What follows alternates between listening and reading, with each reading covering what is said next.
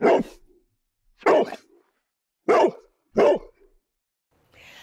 you ready for a little tune-up? We're going to do a slow flow style of yoga.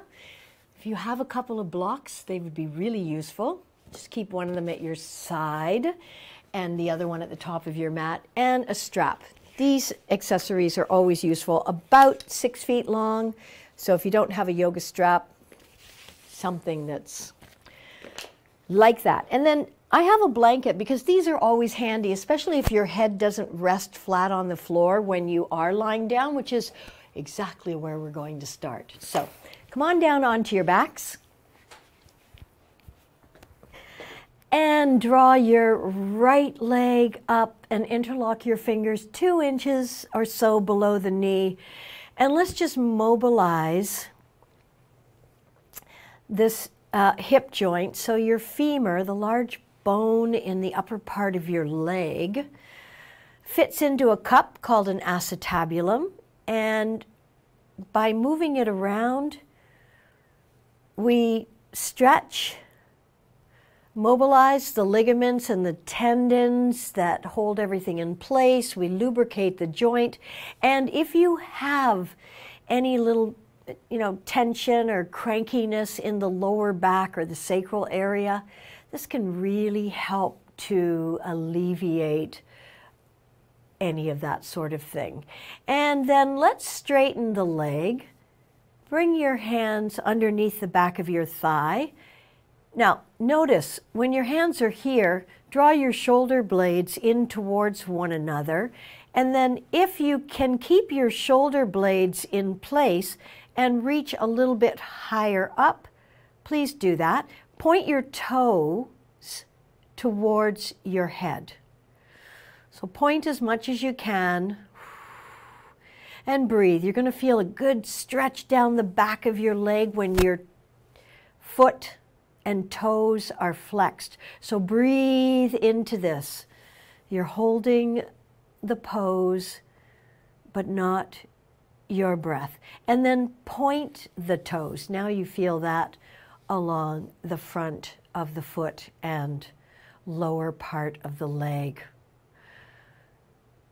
So we're using the poses to go deeper within and explore what's going on. As Marvin Gaye sang, what's going on? Bend the other leg, place the sole of the foot on the floor, lying down pigeon. And we're also going to do our supine pigeon because pressing that right knee away from you. If you have any sciatic issues, but hopefully you don't, it's always good to be proactive and avoid those issues down the road. And so pigeon is one of those great postures that helps us move through any sciatic pain, or better yet, avoid it. Now draw that left bent knee towards you. That may be enough right here, not even doing anything with your hands, because this really opens up and stretches out your right hip, thigh, and IT band. All right, your IT along the outside. But if it's available, interlock your fingers behind the back of your thigh and just check in and see how that feels. Again, we want to keep our shoulder blades as much as possible flat and together on the floor. Perhaps you'll be able to reach your fingertips around the front of your shin up towards your knee, but it's not important. Yoga is a journey, a process. So find where you feel good on the journey, not pain, maybe a little bit of strain if we're climbing a mountain. It's always good to feel energy moving.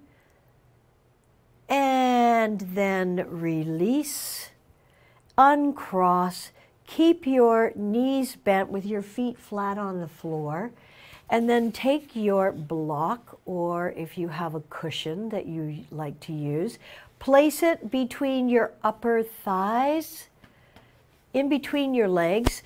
Your arms are on the floor. I prefer to have my palms facing down, but if it feels better to have them up and externally rotate your arms, check it out, see which one you prefer. And then tilt your pelvis up. Now, just this tilting and rocking back and forth of your pelvis, pointing your tailbone into the earth, creating space under the lower back, and or then tilting your pelvis up and pressing the small of your back into the floor can bring some flexibility into that lower lumbar and sacral area. So once again, press your tailbone into the floor. You're creating some space underneath your lumbar, so you should be able to get your hands under there.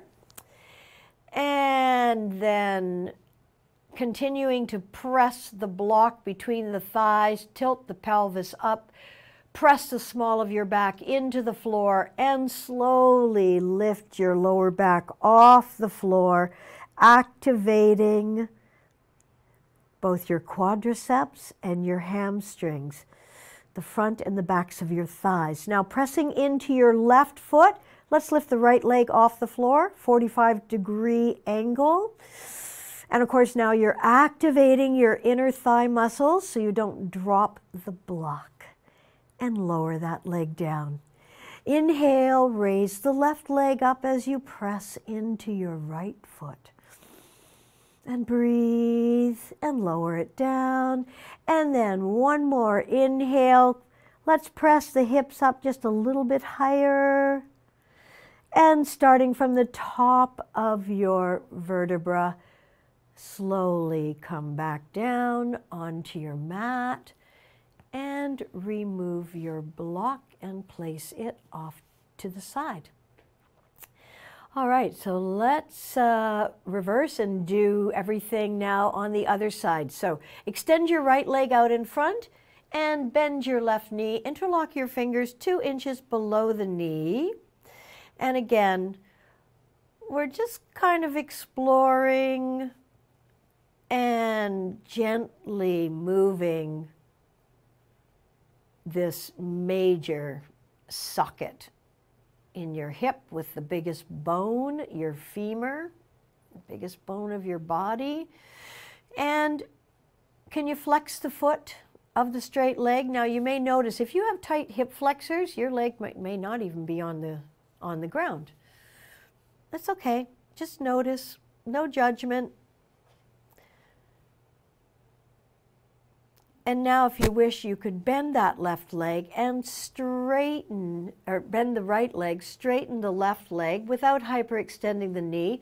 Once again, you may be reaching with your hands either below your knee, or if you can keep your shoulder blades on the floor, then reaching above.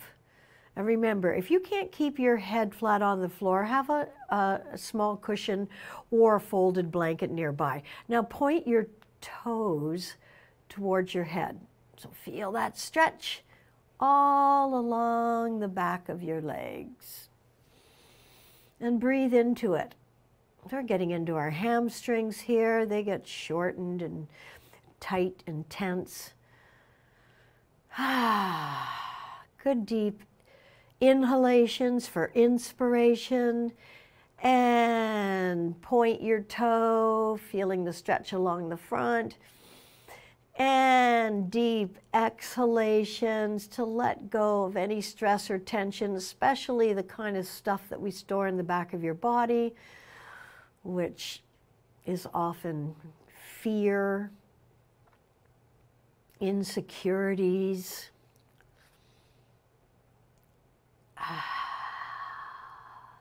And then bend that left knee and place your left ankle on top of your right knee and press the left knee away from you. Again, you may just want to stop here. You may feel enough in your left hip, but if there's room for moving, bring your right knee towards you, Thread your left arm between your legs. Interlock your fingers behind your right thigh as you pull that bent knee towards you and work out some of the tension, tightness, and stress that may be in your left hip. Always practicing with awareness, respect, and compassion for where you are in this moment. Good deep inhaling and deep exhaling. Another big inhale. And remember, if it's available to reach your fingers around to the front of your shin, this will intensify the stretch. Only go there if your body is ready for it, can welcome it, and keeping your shoulder blades on the floor and your head too. But breathe into the place that's being stretched, that's being asked to release the tension and the tightness.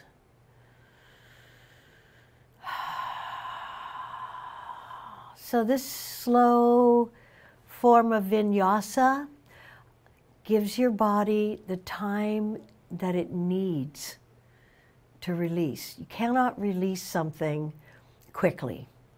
It didn't get there quickly,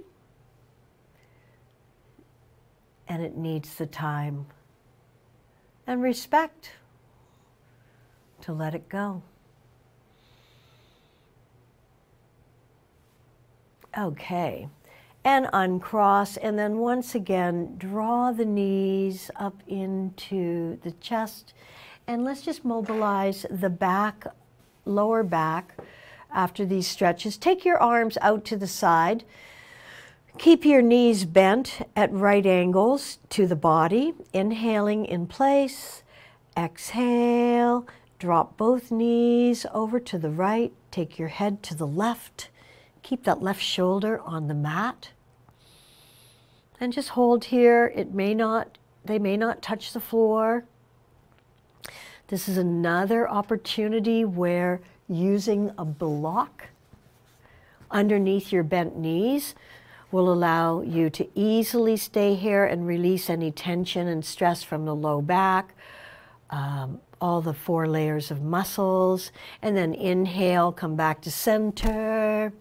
Exhale, take the knees to the opposite side. And once again, the other block or blanket or cushion could support your knees as you hang out, or just let them hang out in the ethers. Breathe, inhale, come back to center. And last time, both knees over to the right. They may go a little bit further this time as you release tension through the lower back. Try to keep your knees, feet, and thighs together. Inhale, back to center. Exhale, both knees over to the other side. And turn your head to the opposite side.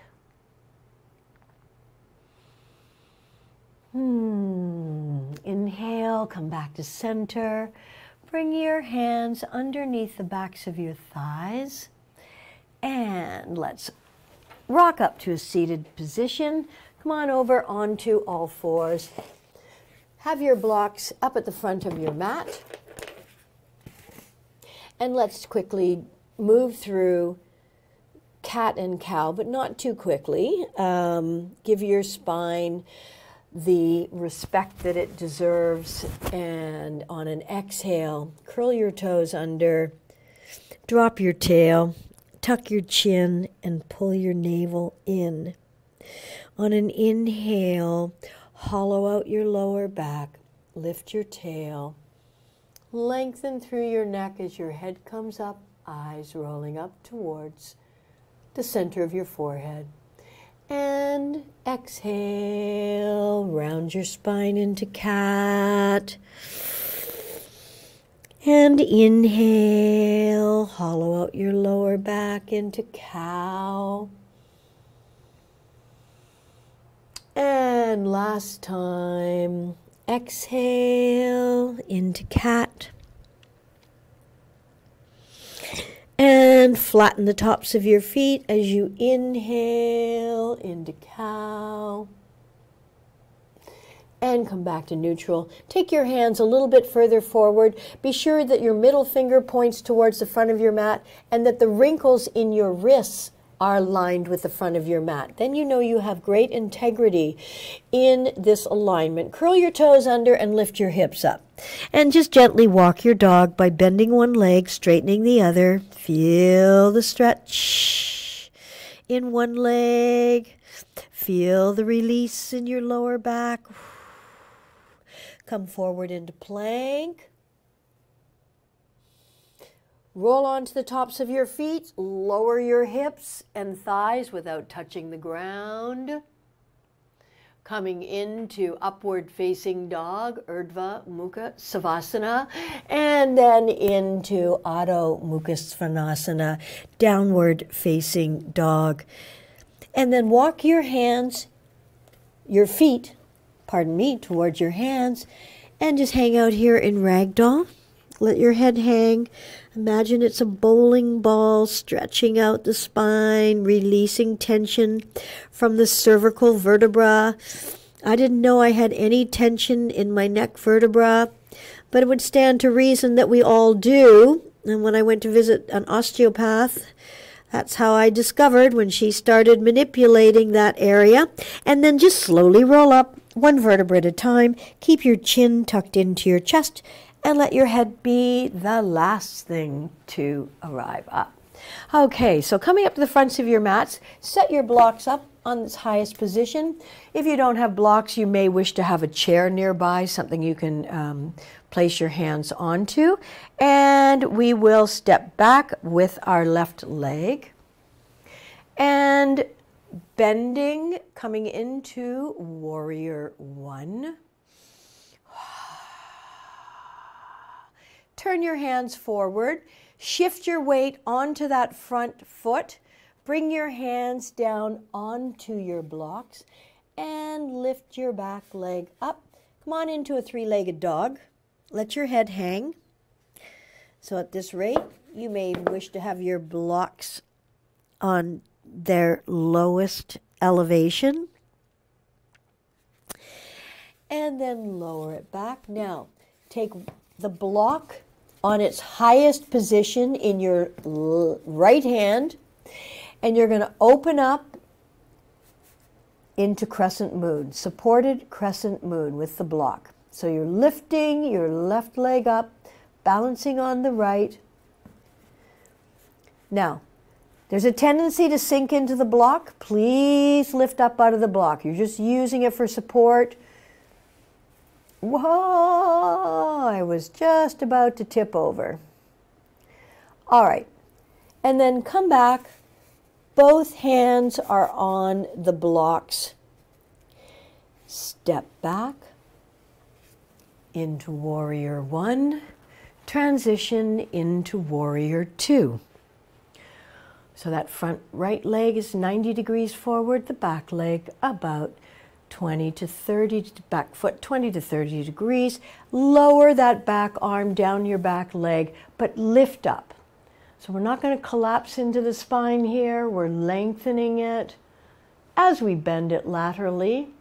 And then come back to warrior two. Bring your front forearm onto your front thigh. Take that back arm down, around, and up and over your ear. And blossom your chest to the side of your mat as opposed to the front. Reaching and stretching. So you've got a line of energy right from the outside of your back foot along the side of your body, right through that top arm. Inhaling, coming up. Wide leg standing pose. Exhale, forward fold. Inhale. Sweep your right arm up, twisting, reaching, stretching up. Exhale, float it down. Inhale, sweep the other arm up. Exhale, float it down. Let's turn what was our back foot, which is now the left, 90 degrees forward, bending the knee, and then draw your back foot up. Actually, we need to take our blocks. Coming into Warrior One. Transfer your weight onto your front left foot. Bring your hands onto your blocks. Lift that back leg up. Lower the blocks. Your three-legged dog. And blocks back down. Now the block will be in your left hand as you inhale your right arm directly above the left, or as best you can. Balancing on your left leg, lifting the right to be perpendicular to your body or parallel to the floor. And then let's transition again into a modified Warrior Three. So balancing on your left leg with your right leg perpendicular to your mat. And then bend that front leg, come back into Warrior One, back into the center. Exhale, fingertips tented below your face. Let's lunge over to the left. So again, a stretch for the inner thigh, but also a beautiful release for the lower back. Sometimes when we're doing our standing postures, it takes energy in the spine for us to be able to achieve those postures and poses. And then lunging over to the other side. Back up into the center. Let's take the blocks up to the other end of the mat. Take that right leg back. Come on into your downward facing dog. And lift your left leg up in the air. And then bring your left knee over towards your right wrist. Extend the right leg straight out behind you. We're coming into pigeon pose. Ekapadaraja Kapotasana. Place your block underneath your buttocks at whatever height you need to maintain a forward position with your shoulders, your chest, and your hips. Now, this other block can be quite useful to lean forward and rest your forehead on. And again, having a blanket nearby can even make it extra comfortable.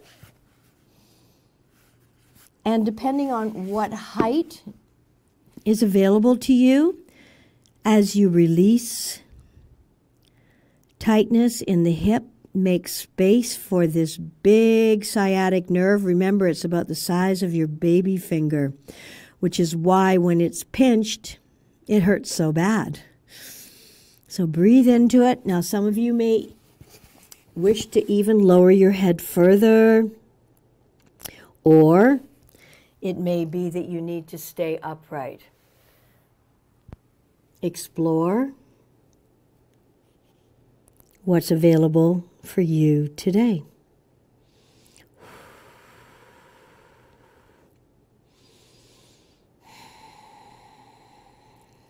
Breathing here, giving your body, as I said, the chance to release the tension or stress, whether it was mental, physical, emotional, existential. There's all manners of stress out there. We cannot avoid it, but we can sure let go of it. Okay, so pressing back up, remove the block, place it on the other side. Place your hands on the floor with your fingers spread wide apart, middle finger points forward. Curl the toes under the back foot and carefully take that bent left leg back and then walk your dog. Stretching the fascia on the bottom of the foot, always a good idea. Flexing your toes in the opposite position as opposed to the curled up gnarly version sometimes our feet end up in. Feel that stretch in the backs of your legs. Lift your right leg up in the air. Look forward and bring your right knee over towards your left wrist. Extend that left leg out behind you, straight behind. Again, using the block to support your right hip. And checking in with how everything feels before you begin to lead with your hearts. Coming forward, again, remember the block or cushion can support your forehead just so you can focus on your right hip and thigh. Relax into it. Slowly breathing and releasing as you honor and respect your body, the vehicle of your soul, your spirit. The body is temporary. Yoga believes the soul, the spirit, is eternal. So again, you may want to lower your upper body, perhaps even right down onto the floor. If you don't have a block, you can always stack your wrists. Now, this does intensify the stretching through the hip. Also, we're getting some compression here through the abdominal region, so the stomach, the pancreas, the liver, the spleen, all of these places are being affected in a way that helps them to release and purge waste from within. And on a next inhale, press yourself back up. Remove your block. One last downward facing dog. Walking the dog. Inhale, come up onto the balls of the feet. Exhale, release your knees. Take them as wide as the mat. Flatten the tops of your feet. Slowly press your buttocks towards your heels. And then release your torso between your thighs with your forehead either landing on the mat or creating a pillow for your forehead if you need the elevation, or fists stacked one on top of the other.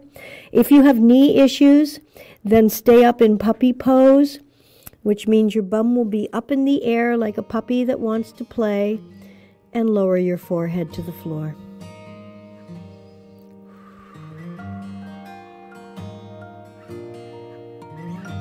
Breathing into your side and back ribs.